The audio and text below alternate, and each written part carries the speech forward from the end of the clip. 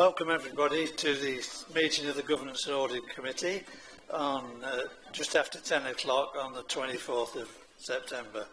As you probably all know, I'm Councillor Paul Wood. I'm Vice Chairman of this committee and I'll be acting as Chairman for today because the Chairman's absence. The only other person up here is Joshua, who's on my right. Everybody knows Joshua. So warm welcome to all the committee members, cabinet members, auditors, staff, everybody else. Welcome. Please ensure your mobile phones are turned off. I'm not aware that there'll be any fire alarm today, but should the alarm sound, then obviously we'll move out quickly to the exit and form outside the building located on St Peter's Hill. If everybody's got a question, obviously please raise your hands and I'll take notice of that. The meeting is recorded, as everybody knows, it's live streamed. We'll now move on to the agenda, and the first item is apologies for absence. Thank you, Chairman. I've received apologies from Councillors Tim Harrison, Rob Shorrock and Mark Whittington. Thank you. Right. We'll go on to item 2, which is disclosures of interest. If any members have any interest to disclose, they can do that now, or they can do that at any time during the process of the meeting. Any interest to disclose? No? Well, we'll move on. The next item of the agenda is item 3, minutes of the previous meeting on the 23rd of July. You've got them all printed for us. Any queries or comments on those minutes to start with? No? Okay. Would anybody like to propose we accept those minutes? Yeah, and the seconder. Thank you. Okay, well, we've got 2 seconders, but okay. So Rob proposed it. I think Councillor Lay seconded it. Right. All in favour of approving those minutes, please? Yeah. Okay. Thank you. That's fine. Item 4. Updates from the previous meeting. They're printed in the agenda pack.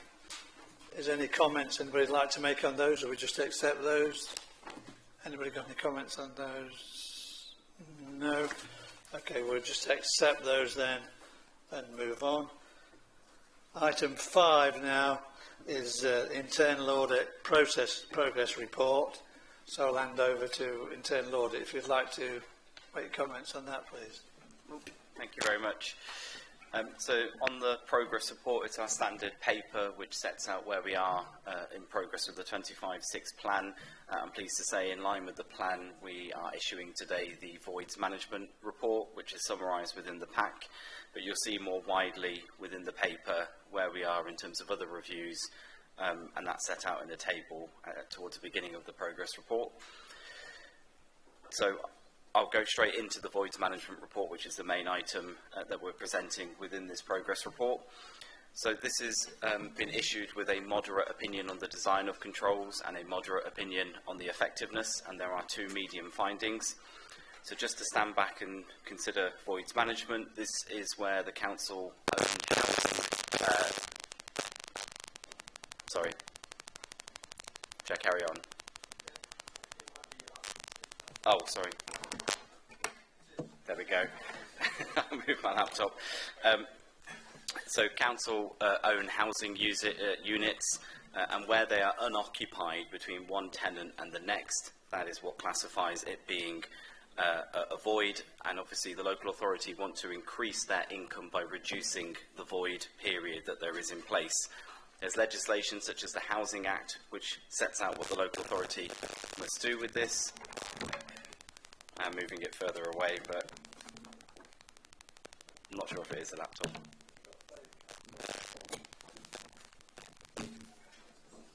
I can move them both further away. Is it Paul's laptop? I think. Yeah.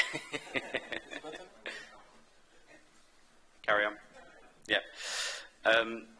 And also, as well as the Housing Act in 85, which legislates the requirements around this, there is a regulator of social housing who set out things like consumer standards, which the local authority need to abide by.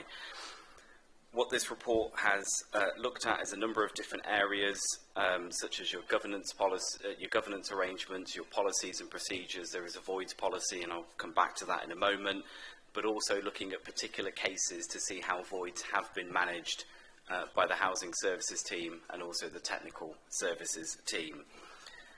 What I wanted to outline at first is that the authority has been through, in recent months and in the last year, quite a bit of a change. So you now have contractors in place who support the repairs of major voids, and that contract has been in place since January, and you've also restructured your team so that there is now clear and more specific people in the housing team who deal with allocations and the technical services team who actually deal with the repairs, and there is a dedicated voids manager in place.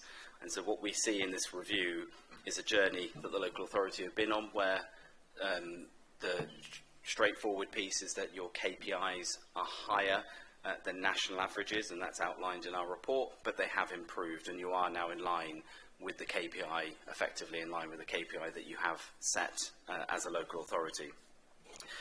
The two areas that we've identified findings in is that one being around your major contractors. Whilst there are meetings that you have with them and that arrangement is still relatively new, where there are delays that have occurred with their involvement, there's not documented action plans that are put in place to then say how you will then try and improve those arrangements in future. And those meetings, whilst they do take place, the escalation, the actions that come out of them are not documented, and management has said they would take that forward and improve that documentation to make sure there's clear actions to reduce the number of voids. And the second one is around roles and responsibilities in the policy. So there are two voids policies kicking about at the moment online. Management have deliberately waited for the outcome of this review to update that policy with some of the areas we've identified, one of them being about better classifying major and minor voids, because there can sometimes be some grey areas as to which category it falls into, which could minorly skew some of your data, but not in any significant way. And so they're the two areas that we feel particularly should be focused on and improved. And what's good to see is that in April to July, since some of these arrangements like the restructure and the major contractors have been put in place, you can see that number reducing more and more. So it's still higher than the national average, but it is significantly better and in line with the council's KPI that has been set. And it's for those reasons we've issued a moderate opinion. Happy to take any questions on that particular paper. Okay, any questions from members of the committee first, please? Councillor Worley. Thank you. It was just to, if we're at that bit, just to pick up the area of concern around the out-of-date risk register.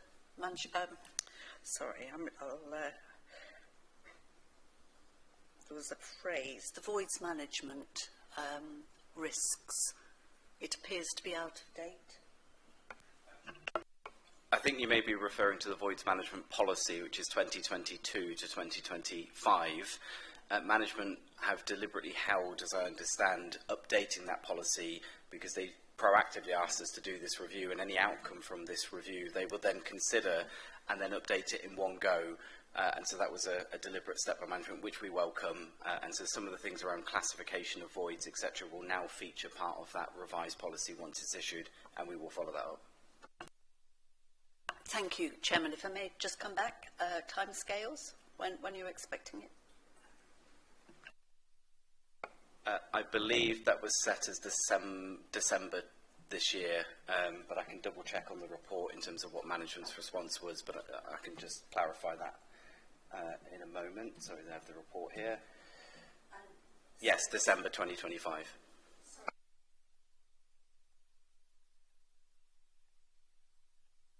If it's due in December this year, we're very nearly into the end of 26 financial year. So is it going to be for more than 12 months? Because it's almost going to be out of date before it's produced, isn't it?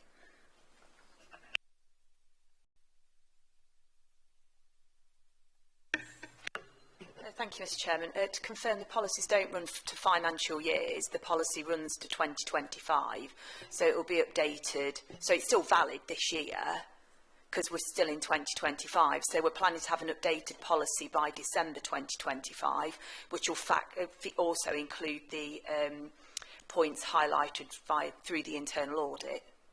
Thank you. Okay, but then if it's only on a one-yearly basis, when is the next one being done? No, the current policy runs from 2022 to 2025. So the next one will run 2026 to, I don't know, 2030. Okay, thank you. That's helpful, but it's just that the previous one to the 25 one was to 24. So although it was a 3-year time scale, it was updated after a year. So I do apologise that, you know, it implied that it would be refreshed, even though it was a 3-year policy. We would, if policies need updating sooner than the expiry date, then we will update them to include other points. So, for example, if the regulator of social housing develops further consumer standards which have an impact on voids, we would then update the policy sooner to include those. Thank you. Okay, Councillor Sue Woolley, are you happy with those responses? I am, thanks. Okay, Councillor Bridget Lay. Thank you, Chair. It's just a really quick question. It says that you're transitioning to a new digital project planner system. I just wondered whereabouts we'd got to with that, and if it's already instilled and in place. Alison. Thank you, Mr Chairman. I believe it's gone live, but I'll need to just double check that with the team. They were trialling it, but what that system will should improve the efficiency of works, and once it's been trialled in the voids team, it will then be rolled out further to the repairs team as well. Thank you. Is there any more questions? Yes, okay. Yeah, I think I heard it said that the current KPIs are actually higher than the median point that we would expect to see in the public sector. Was that correct? So there are a few different benchmarks that can be used. There's Housemark, who provide figures on void numbers, and they have a range. You can benchmark against other local authorities and provide a range as well. So there's two ways that we outline this in the report. If you compare the local authority versus those industry or near neighbour competitors, you do fare higher as an average versus them. The other perspective is that if you compare it to your own KPI that has been set, which recognises your local challenges, which was set, I think, on average of 80 days, I think you were tracking 81 days, so you were just over. However, if you just look at April to June or April to July, that's coming down to around 67, and so you are now effectively within your target range, but I also appreciate that is above near neighbour or national benchmarks, but the authority are getting closer and closer to that and have undertaken some key significant changes with the major contractors and a structural change in the team, which have both happened in the last 9 months, and that should help improve that position. I think Alison, you want to come in, don't you? Thank you, Mr Chairman. Just to add to internal audit's comments, when this KPI was agreed in April 2024, there were issues with the performance of the void team. So it was agreed at the time that it would be set to 100 days in 24-25, 80 days in 25-26, and 60 days in 26-27, recognising that improvement doesn't happen overnight. Thank you. Now, I think Paul Stokes is next, really. Councillor Paul Stokes. Thank you. Our void story is well known, and we've made clearly massive and significant improvement. In the areas of concern, it says there is no formal criteria defining major and minor voids. I know it's a fine line in terms of major and minor, but we also, I can't get out of my head the fact that we might penalise ourselves to a point. Is it really true in the housemark figures that the major voids are part of the average void figure, because I still can't get in my head, and I never have, that major voids form part of your average figure, because they are such a thing, they're always going to bring you down depending on which major void crops up. So that's always given me great concern that we're penalising ourselves. I think, before I come in, I don't know what Alison wants to answer. Before he does, I agree with you, Councillor Stokes. I agree with that totally. Are we penalising ourselves by putting major voids, which take a long time to do, in with smaller voids and corrupting the figures almost? So, I don't know. Can you answer that, Alison? Or?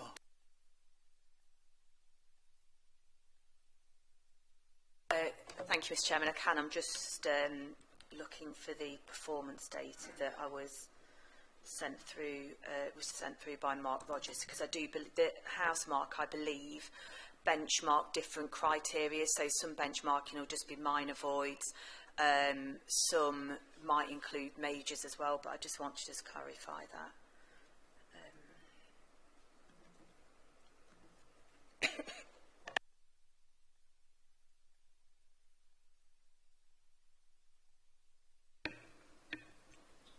So, shall we move on with Alan? You wanted to ask questions, didn't you?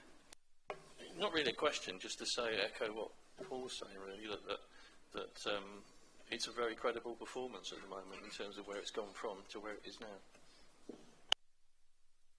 Go back to you then, Alan. Thank you, Mr. Chairman. So, to confirm, we do benchmark ourselves against average void time. So, for Housemark, the Housemark benchmark is temporary accommodation voids and minor voids combined.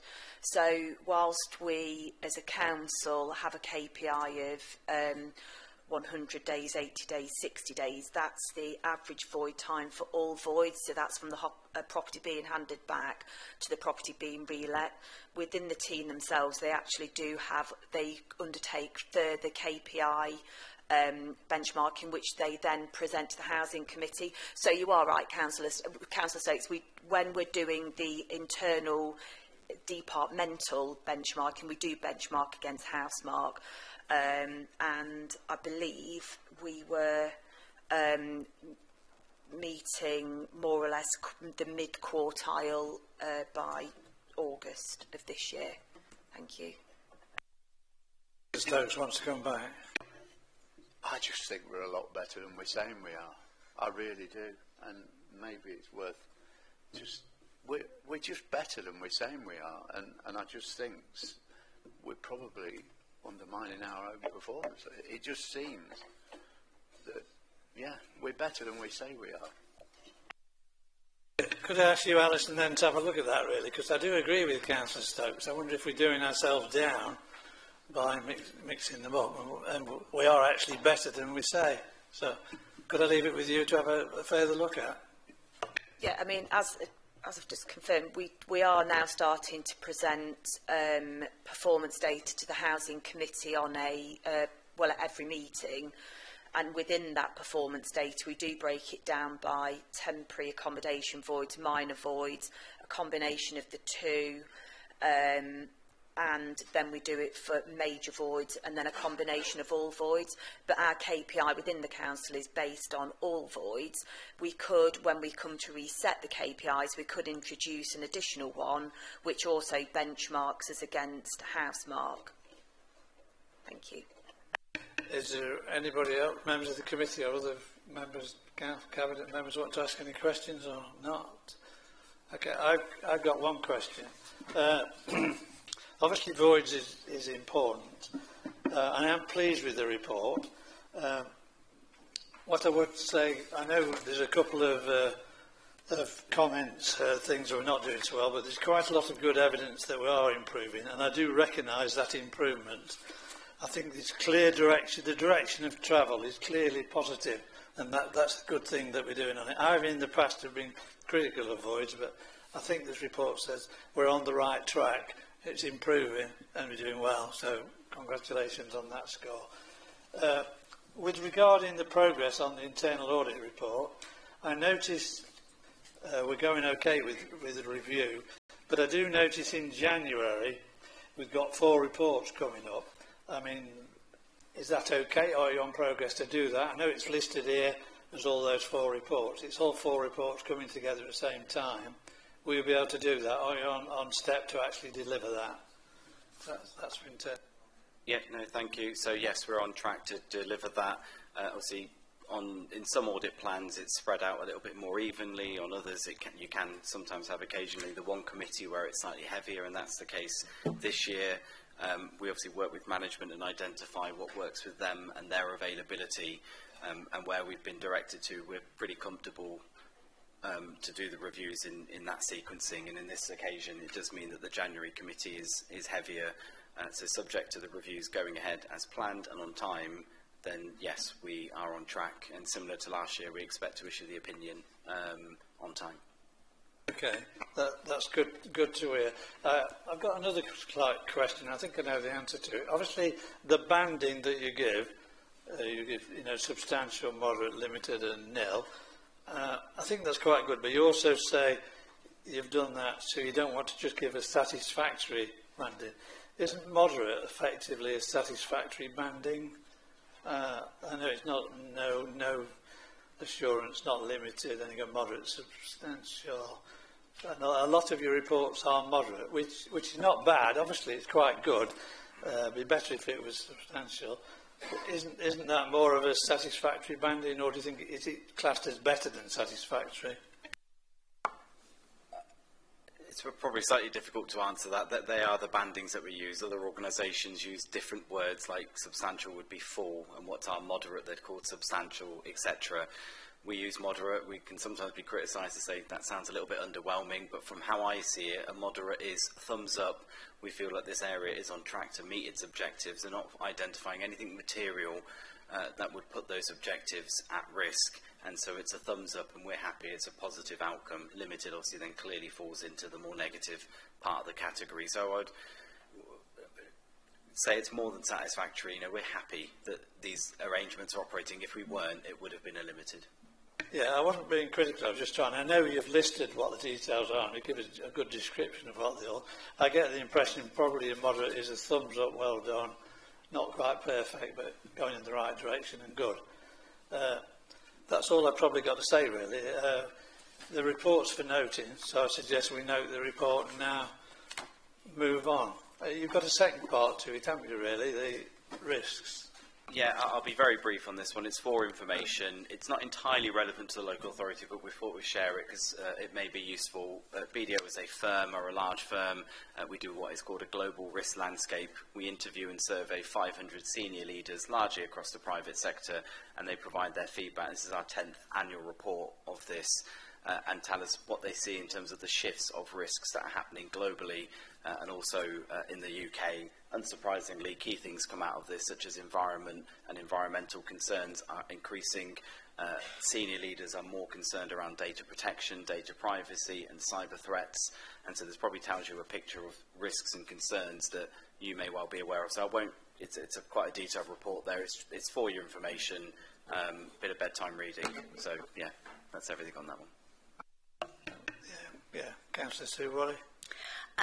Thank you, Chairman, and thank you for this report, this information. It's useful.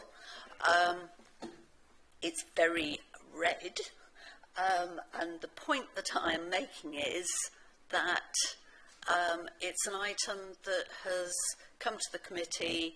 I can see my colleagues on either side have got hard copies, and with it being very red, we must have used the entire quantity of red ink on the photocopier for the year. I just feel that it's a waste of money. Yes, exactly. Now, that brings me on to the point around, well, maybe, in my world, the chairman should have a hard copy and that's it, because we can access online. But particularly in this instance, I think another time, if you're going to offer us this information, then somehow block the ability to run it off on hard copy, because the colours on it must have cost a small fortune. It really must. Yeah, I accept those points, and we'll move on. We'll note the report then and move on. The next item on the agenda is the internal audit follow-up report. Yeah, thank you, Councillor. We're presenting the internal audit follow-up report, and this summarizes the progress made in implementing agreed recommendations with officers. I'm pleased to let the House know that for outstanding recommendations from 23-24 that we inherited from our predecessors, we've all closed all of those recommendations, and the actions have been tested and confirmed are in place. For 24-25, there's been good progress made thus far. Of the 18 recommendations in 24-25, we've been able to close up 15 of those, with 3 remaining. One is the housing and homelessness, audit that is still in progress. That is dependent on the fact that consultation is going on concerning the housing strategy that is being developed, and it's meant for cabinet approval in January.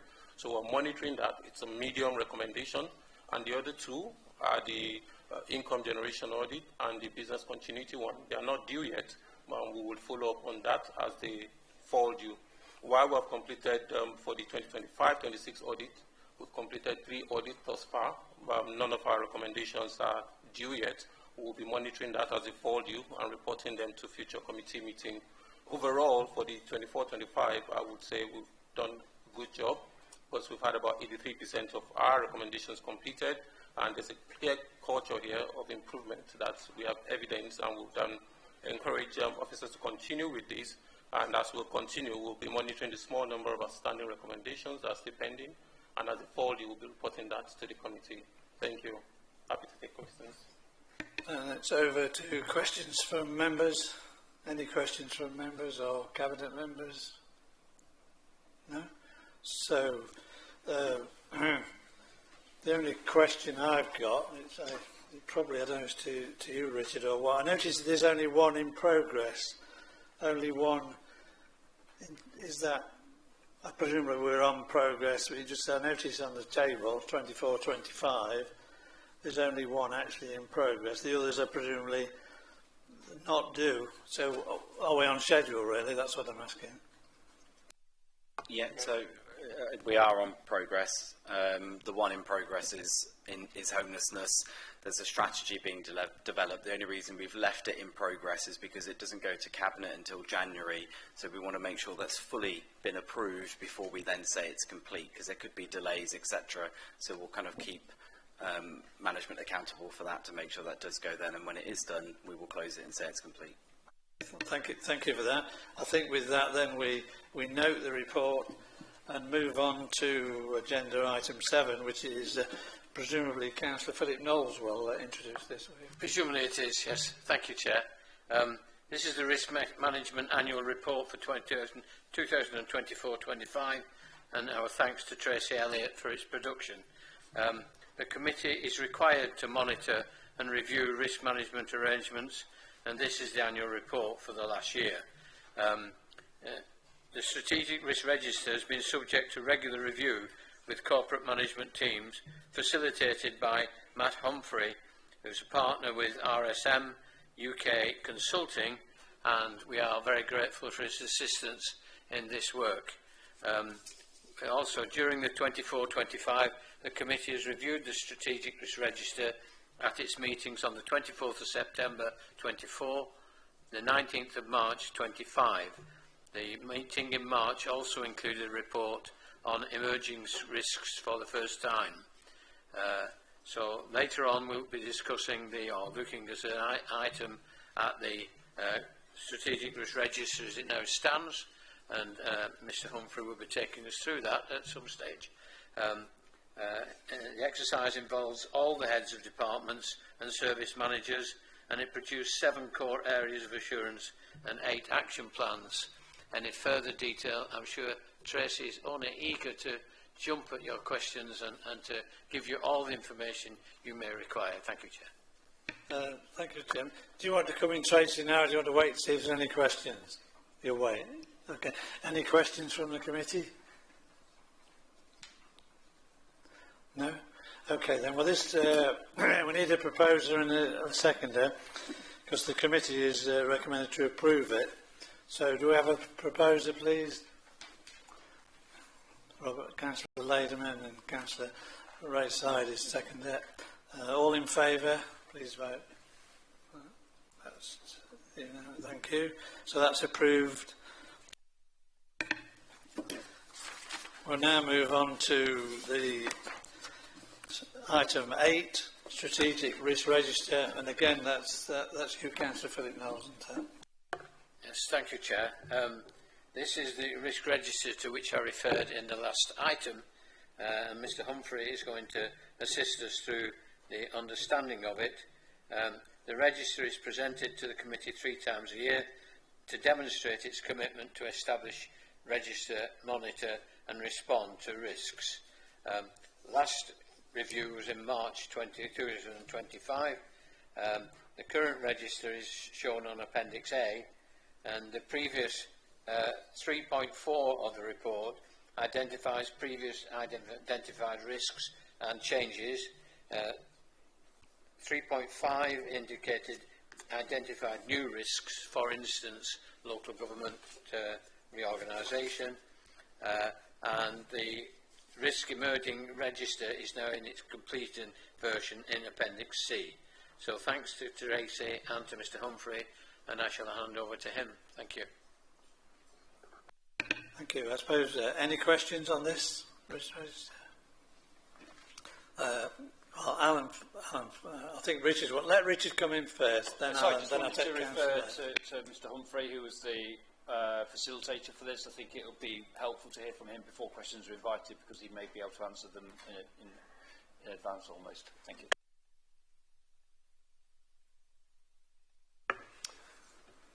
Thanks very much, Chair.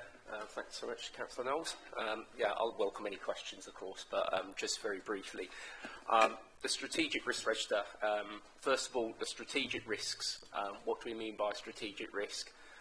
These are the types of risks, the uncertainties that are out there that the Council are facing that will have a fundamental impact on the Council's corporate priorities and the achievement of those corporate priorities. So let's be clear on that. We're talking about big ticket items. They're material in nature, and I think you've heard BDO refer to the word material. So material largely means pretty painful should they occur. It's either going to be harm, loss or lost opportunity. So they'll have a significant impact on the Council. The strategic risk register sets out those risks that the Council believes it currently faces in the pursuit of its objectives, its priorities. The risk register tells a story with regards to the risk itself, why that risk exists, and also the existing control framework that is in existence at the Council currently, and actions that are going to be pursued in order to improve the way in which that risk is managed. So these risks that you've got in front of you in the strategic risk register are recognition that we are facing this type of thing at this point in time, and as a Council we are currently managing those risks as far as possible. That's then reflected in the scoring and the prioritisation that you'll see on one of the documents, which is the plotting of those risks on the matrix. So you can largely get a good profile or understanding of what the total risk picture looks like. So it's an ongoing process. This is not just a one-off document that we produce and it's a final, because risk, as I always say, never stands still. We constantly keep it under review with management. It's management's responsibility to manage risks. It's responsibility of this committee to understand that those risks are being managed and take a view on the risk management arrangements. The UK Code of Corporate Governance, which I'll refer to, makes it very clear on not just PLCs but wider organisations that they have a responsibility for ensuring they understand the risk arrangements that exist, they understand the key risks they face, and they pursue a management process of ensuring that they don't necessarily come to fruition. So this report then sums up largely what we've done. Councillor Knowles, you referred to the emerging risk radar, you referred to the ongoing conversations, you referred to the fact that RSM work with a large number of local authorities and are able to benchmark your risks with those as well. So we're always constantly drawing on information. I'm constantly badgering management. That's how it works. We regularly put meetings in the diary in order that we can review aspects of the strategic risk register and update it. And so what I'm saying is happy to answer your questions. I have no doubt this risk register will change. By the time it almost comes to this committee, it could have almost changed. potentially. So we will continually keep it under review, but also we're always interested in your observations, comments, questions you might have, because you're key stakeholders in the management of this risk register. So I think I'll finish there and really welcome any questions that you might have that I can take away, either answer now or discuss with management. Thank you. Alan, you wanted to ask. Thank you. On what page is it? Page 80. There's a reference to removing a few risks which have come out of the risks, which relate to the changes in potentially in the government structure, local government structure going forward. What I'm quite confused with that in as much as those sort of things are probably still sitting around, but does that mean that you're no longer going to do anything about them? Or does it mean that you've decided that there is no longer a risk associated with them?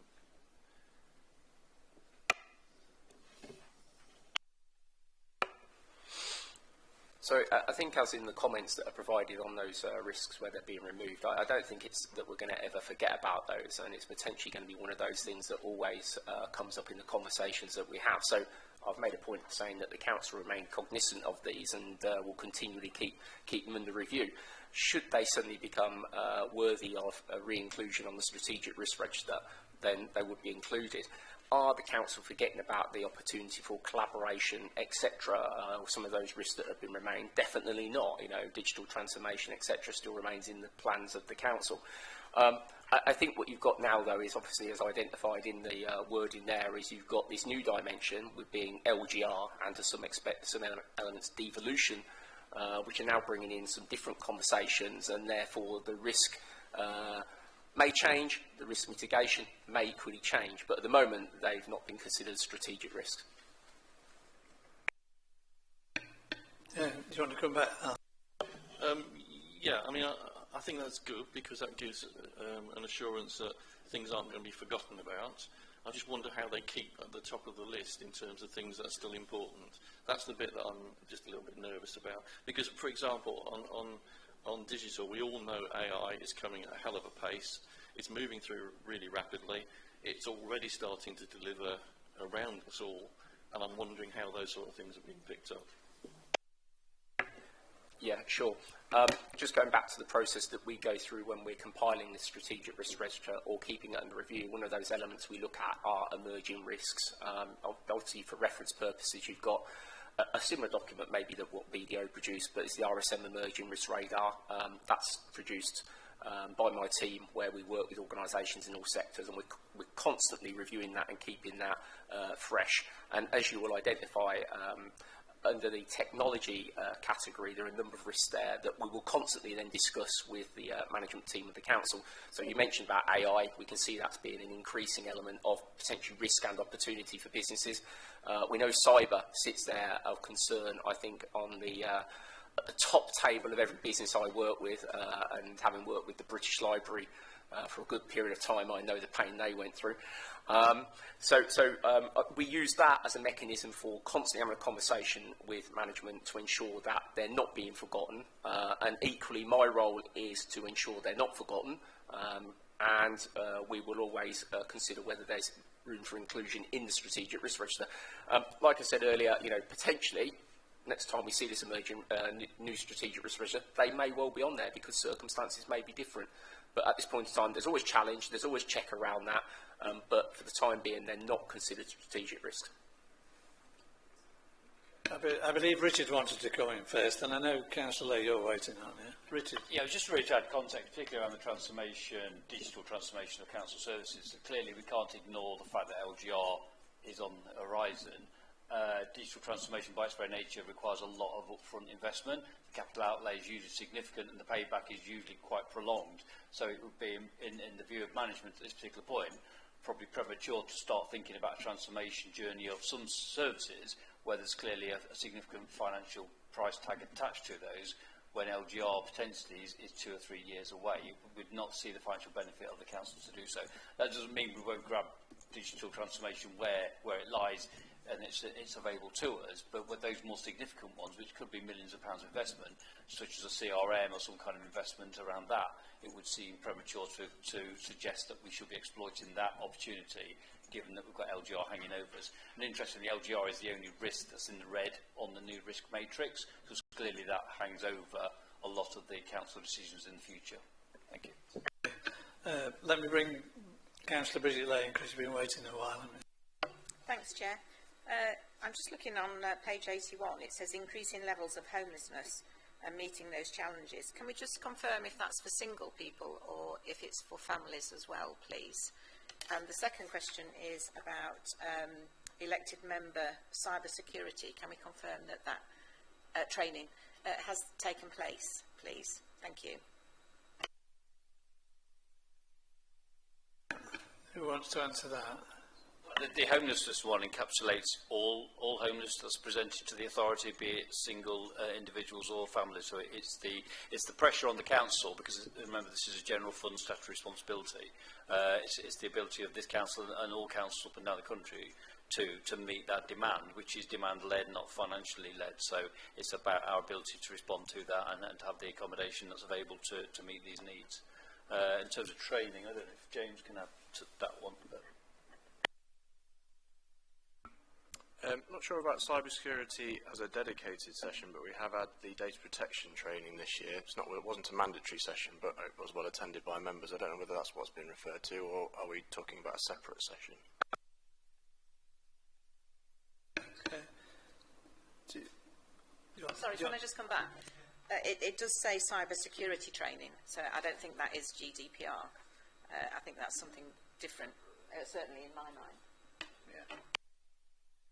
We have deployed two-factor authentication across all IT devices, which members were brought into that. If you remember, this committee discussed this, I think it was May's meeting. That's been deployed across the corporate estate. I presume, I can't quite recall, but I presume training was given alongside that for members to understand how they now access IT devices. Thank you. Okay. Alan, do you want to come back? On the cyber security side, with regards to training, it's really important actually that is actually done, and I think it's something for me, in all of my previous experiences, we had annual cyber security training for every member of staff actually. I think it's really important, and it's something that is so easy to forget. You know, it's just something I think we probably should have. So, reassure members there is a cybersecurity policy going to be presented to Cabinet on the 7th of October, and there are actions arising from that, so that will be included if it's deemed appropriate. But just to make the point also, when the deployment of the two-factor was rolled out, there was a dedicated helpline and support was given to members who had any difficulty accessing. So there was a one-to-one offer that was made to members to go alongside it. But I think for the most part, as it was when the staff were given this deployment of devices, it's relatively straightforward, because it just requires you to access authentication code as and when required. Thank you. Maybe Councillor Knowles, you can come in or consider that.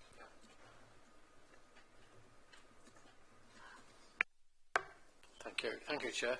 I think it's a good point, and it needs noting that perhaps we need to look again at our provision for particularly members. It was originally brought up with regard to members by Bridget, and that we need to look again at the requirement that's needed to fulfil our needs in terms of cyber security, and we should make sure that it is introduced and brought in and concentrated upon, rather than being part of data protection on a wider basis, which it perhaps has been in the past. Thank you. Thank you. Councillor, are you happy with that, or have you got any? Yeah, good. Any other comments or questions? Councillor Paul Stokes. Just comment, really. Richard just highlighted it, but it's so ironic and bizarre, isn't it, that the red risk is the uncertainty of local government reorganisation. if you're a member of the public, you'd be thinking, I thought it was supposed to be a benefit. You'd be looking for something green and how wonderful it all is. But it's just bizarre that it's a red risk. I wouldn't argue against it, and I'm fascinated by the term on page 93 of under the risk appetite that we're hungry. So that's good news. Did you want to come back, Alan? Have you got an answer? Yes, I just wondered if, like you, I thought hungry. I'm not entirely sure what that means. So I wondered if you could give us a demonstrable example of what a hungry thing is in this context.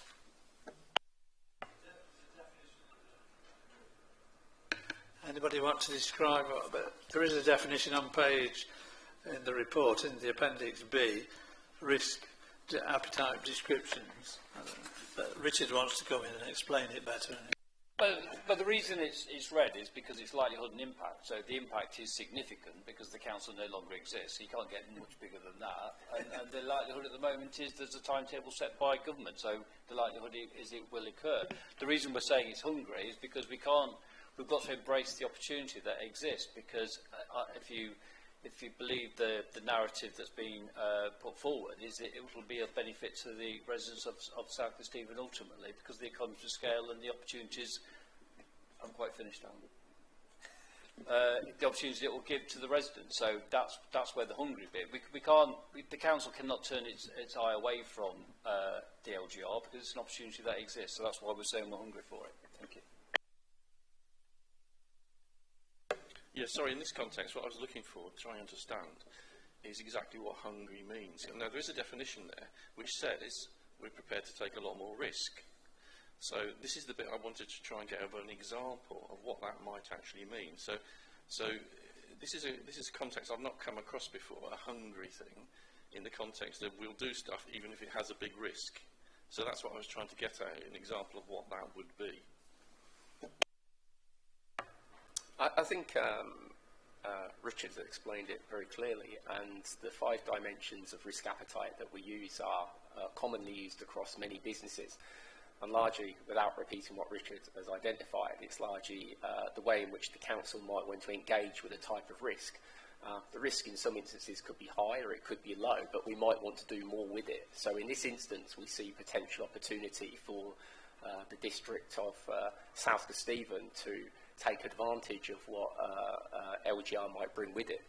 So it's a common set of terms, and it's there to express not necessarily impact and likelihood, but how the council feel about this and the council management feel about this and the way they want to engage with that type of risk.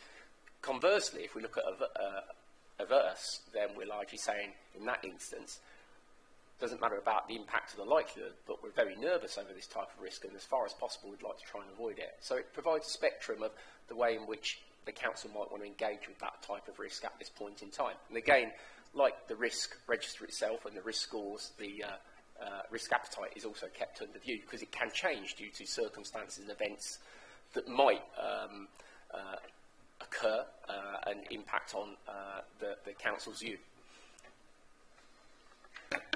I've got a question on, we've got 11 strategic risks, identify 11 strategic risks, but you made a point of saying they're not in any priority order. Is it, why aren't they in a priority order? Is there a good reason why they're not?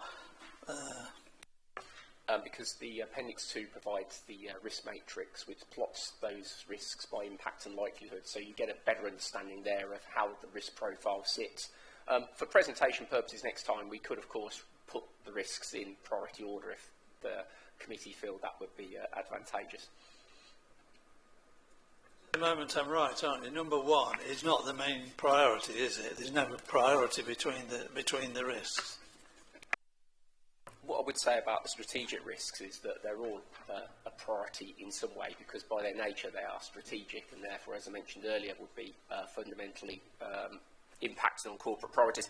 If you were to put these in some form of order, then you'd put LGR at the top because that is the highest risk that the council currently faces. And then you'd follow a sequence throughout.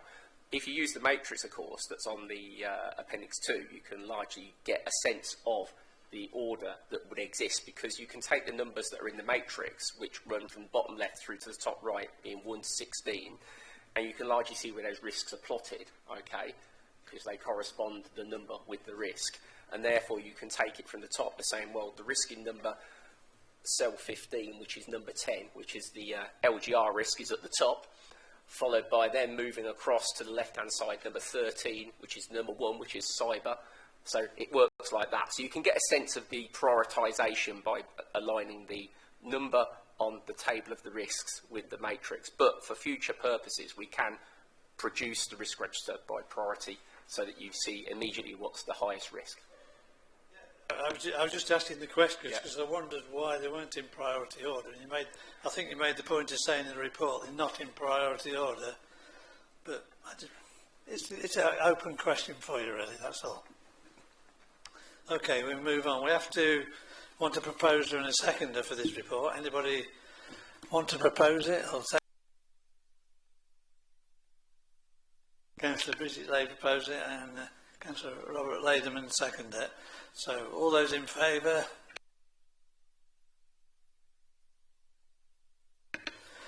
Right, that's approved, and we'll move on to item 9 now.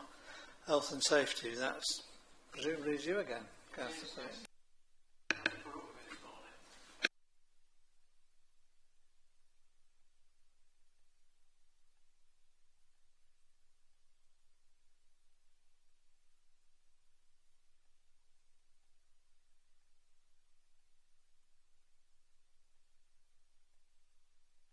Do you want me to start again, or did you manage that? No, right.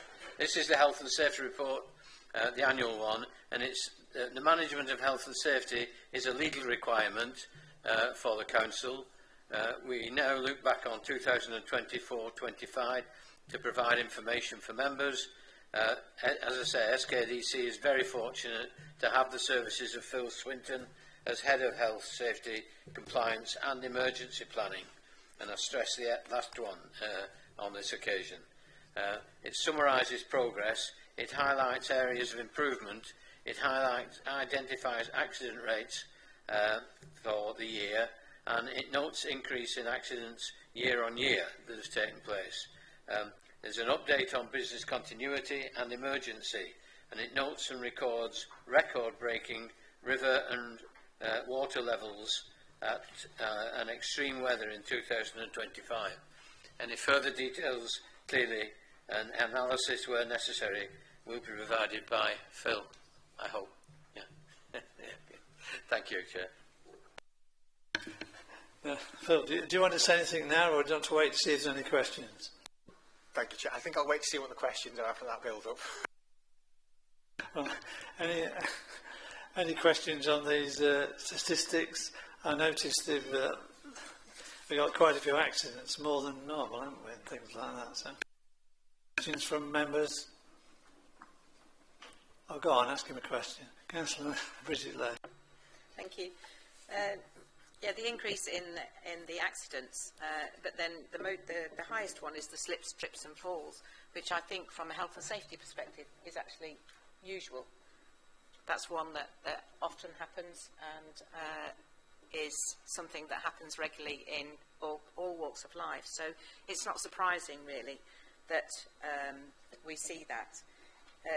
My only question would be that the vehicle accidents, and I wondered if we'd had performance management issues with any of these, and were there any dismissals of staff because of these? Thank you, Chair. Yes. So while the world of health and safety, we don't ever look for the blame. We're ultimately looking for the cause. So we don't enforce ourselves on the actions taken, but I can confirm that in some vehicle-related incidents there have been disciplinary actions and some dismissals have occurred. Yes, absolutely. If I could just quickly on the slips and trips, you're absolutely right. It is the most common factor. It is also one where we see a lot of the more human behavioural errors come in that are quite difficult to mitigate and manage because people will make mistakes, and there are a large proportion of them that are actually we're members of the public or those in the arts centres where performing groups have actually had an accident themselves because of their own actions that have brought those slips and trips in. So we record them, but they aren't obviously reflected as an accident that SKDC could have controlled entirely. Do you want to come back? Only to say that I think the report itself is a positive thing. I know obviously that we've got a few accidents that have happened, but the detail in it is really positive, and it gives us an oversight really of what's happening. So thank you for that. Okay. Councillor Paul Stokes. Yeah, I think this is a fabulous report in terms of the presentation, etc. The three biggish areas of increases are where you'd potentially expect more if we're doing more work, and that's in operational areas such as street scene, markets and tech services. The one I'm not having, or I don't like, is assault in two areas, and I'd just like reassurance that they've been dealt with in the appropriate manner, because I don't think we want to be seeing any of our employees, operatives, assaulted.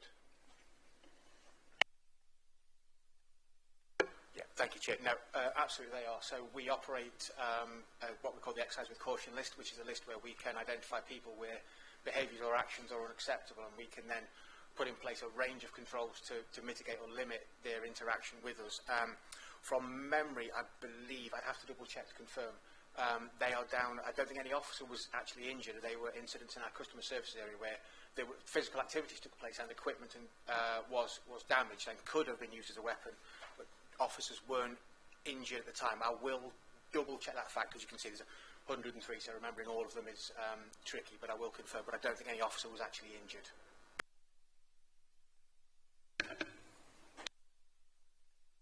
Sorry, Phil.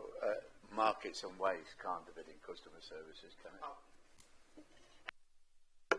No, sorry, my apologies. You're absolutely right. That one did involve, that was reported to the police and action was taken. My apologies. I think I've mentioned this before at various council meetings, but by chance, I believe one of these incidents was when I was present in the room at the customer services unit. And the impressive thing, very impressive, was the way everybody responded. The response was extremely quick, extremely good. It mitigated the problem very, very quickly, and it was solved very, very quickly. And it was an impressive demonstration of the procedures that have been put into place in the customer services unit to avoid these sorts of problems. So much so that I did think it was put on, designed especially for my benefit, because I was there. It was that almost immediate, me getting into the visit to the office and looking at the CCTV, and there it was right in front of me. It was very impressive. So rather than a worry that something amiss was happening, it was a reassurance that if something amiss did happen, there were procedures in place and people responding very, very quickly to the emergency that never became real emergency. I believe that one of these is that right, Phil?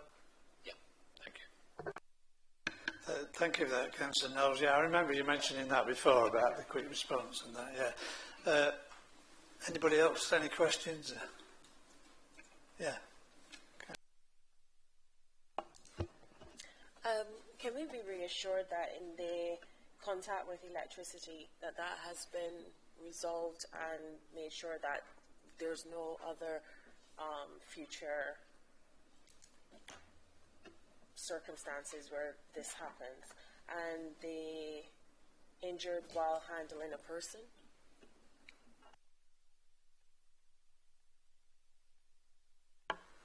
Thank you, Chair. I'll have to look into the injured while handling a person to get the specifics for that incident. As I say, there's 103 and I struggle to commit them all to memory.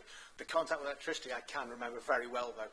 That was actually a hidden cable behind overgrown plant and plant life. That has been investigated. It was, the risk assessment was reviewed, and there is a new process in place with more stringent use of cable detecting equipment. So so far as is reasonably practicable, yes, we have things in place to mitigate that. As I said, we'll always struggle with the human factor, which is why we go down the training route and risk assessment route as strongly as we do to try and iron out any behavioural issues. Any further questions or comments, Alan? Thank you. I just wondered, towards the end of the report, you touch on Martin's Law that's due imminently, and you've got a working group, and I wondered if there's anything that's come out of that thus far that might impact the council in terms of its running of events and its running of facilities, etc. Thank you, Chair. There's nothing come out of it so far that we would suggest is untoward. We've identified responsible persons for all the buildings and the council specific buildings. So if we take the art centres, for example, they all fall in what we would call the standard tier. So you're not in the enhanced, so you don't need to do as much work. What we will be doing is looking to bring whatever we can that might be required in the enhanced tier into the standard that is proportionate for that service area. But there isn't anything that has caused any undue concern at present with implementing it, certainly within the time frame.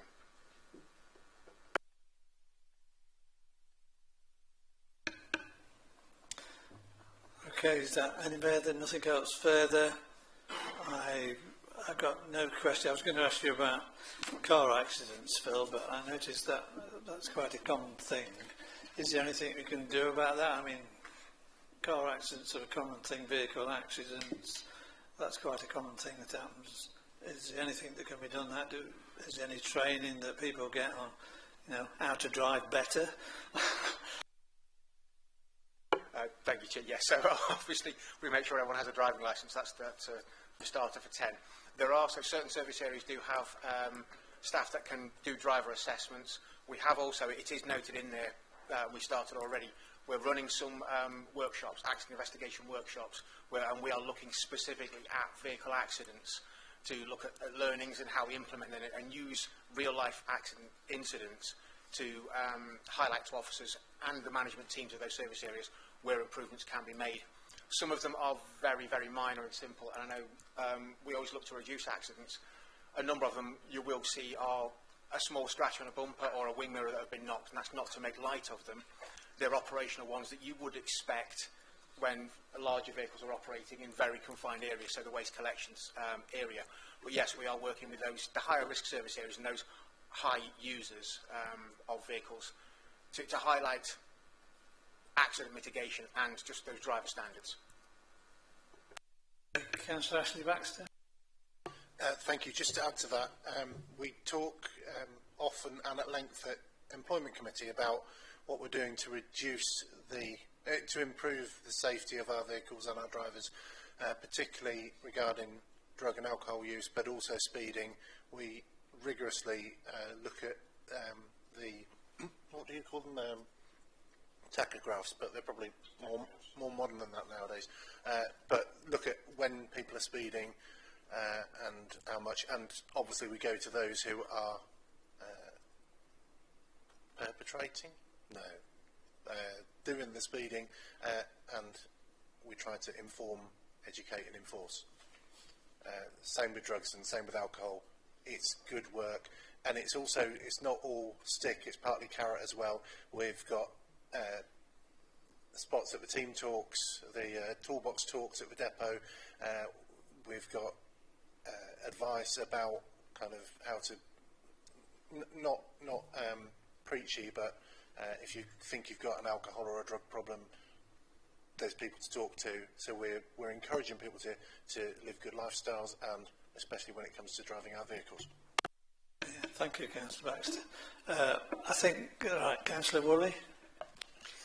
If I can just come back on something that the leaders just said, are you suggesting that somebody under the influence of drugs is who may be using a council vehicle or whatever is spoken to first as opposed to instant dismissal? I just find it a little bit worrying that there are certain areas where, particularly with relations to the public, that it's just it's almost tea, cake and kind words rather than this is serious and that's the end of it, or the potential for it being serious and that's the end of it.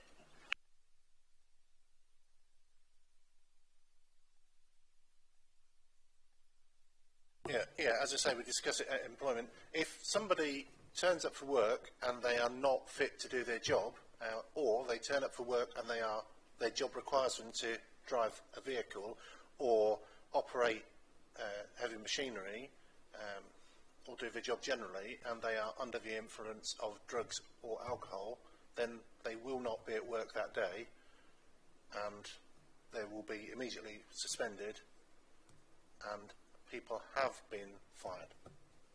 I don't know if that answers the question. I'm trying not to. I mean, if your job is driving a vehicle and you turn up under the influence of drugs or alcohol, that is gross misconduct. I think that's quite clear, Councillor Woolley, that we're not going to allow people to drive vehicles if they're under the influence or drugs or that. So that's quite clear. And it's not limited to the depot. It's also people in offices as well. We do random drug and alcohol tests of staff, and actions have consequences.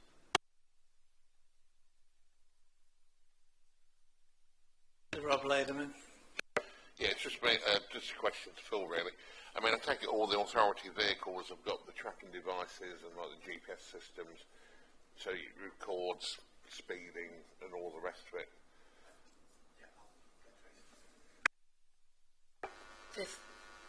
If I could answer that one, because I monitor the vehicle speeding, so every month I run a report, and though the speeding occurrences is reported through to statutory officers group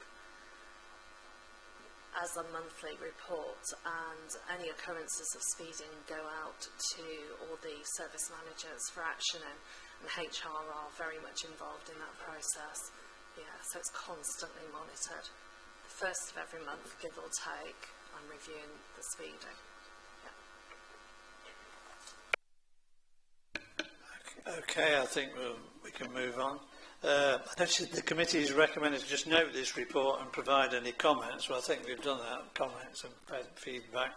So I think we can note that report and move on to item agenda 10, which is Councillor Philip Knowles again with the Ombudsman's annual review letter and the performance report. Yes, thank you. This is the Ombudsman, and there are two elements to this. There's the Local Government and Social Care Ombudsman Annual Review Letter for 2024-25 and the Housing Ombudsman Landlord Performance Report for 2024-25, which are two separate documents which are both covered under item 10. The committee is to note this. It's for information purposes. James is, if he's still there at the back of there, he's hiding. He's still there, and he's going to take any questions, should there be any that are appropriate.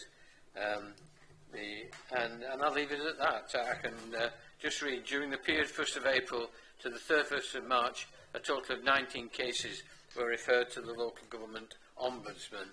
None of the cases were upheld, which sort of gives an indication of during that time, specifically during that time. And I'll hand it back to you, Chair. Thank you. I know you said Councillor then, but you know, Alan. Thank you. Slight confusion, really. So you go to the Ombudsman's letter, you click on the annual statistics, and it immediately brings up two items that have been pushed through.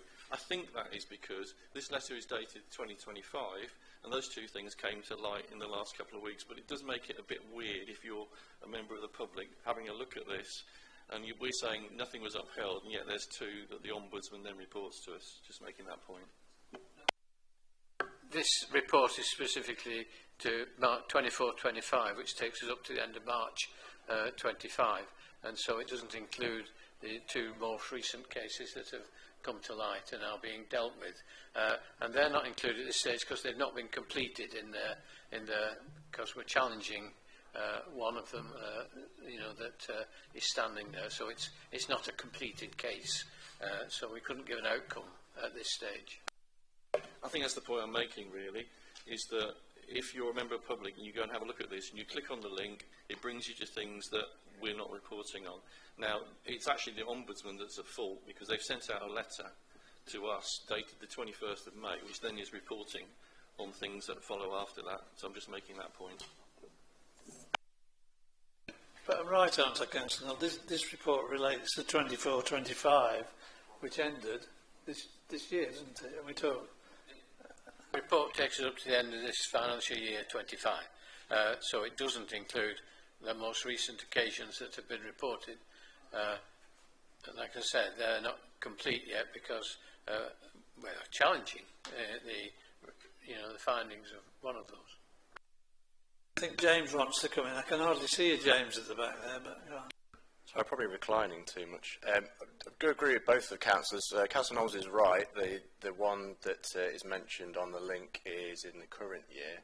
Alan's also correct. I think the confusion arises because I think the Ombudsman used to send you their pie charts and figures as part of the letter, whereas now they provide you with a link. So the link takes you to the up-to-date cases that have been reported, which obviously includes recent ones. So I'm minded to agree with most of what Alan said there. Any further comments or questions? No. Well, we'll note item agenda 10, the Ombudsman's reports and letters, and move on to the next item, which is, I believe it's the work programme, isn't it? Comments, any comments or on the work programme? Thank you, Chair. I think with the work that's ongoing at the moment around preparing for the budget setting time, I think the financial regs may need to go to January's committee in terms of time to be able to look at those properly alongside some of the work commitments with budget setting. I think we may need to look to do that in January time instead. Yeah, sure. Councillor. Thank you. Can we, I'm not sure if it's in here already, but can we please ensure that Councillor Gill's comment at full council is remembered? You'll remember last week that he said that perhaps the compulsory training should be once per council term rather than once a year. Personally, I tend to think it's probably somewhere in between, maybe every 18 months or so. But it's for this committee to decide, not for me, but probably needs to be on the agenda relatively soon. Yeah, we include that. I know James wants to come in, but I do remember that at the council meeting. I think we decided at the council that it would come to this committee and we'd include it on the work programme. So, yes. James. Yeah, I'll pick up the point that Councillor Baxter raised. It would come under the amendments to the Constitution, which I need to discuss with the Chief Finance Officer and also the Chairman of the Committee, because I understand there are some other amendments to go in there. So that paper would likely to be a number of constitutional amendments that we might propose to Governance and Audit to recommend to Council. Thank you. Members will also remember that we've just appointed a Director of Legal and Governance who will be acting as the monitoring officer. So before we go ahead with wholesale revision of the Constitution, we ought to wait till he arrives and has had a chance to read it. Thanks. Any further points? I don't think there are they? Well, thank you for all attending. It's about 12 minutes past and I declare the meeting closed. Thank you very much.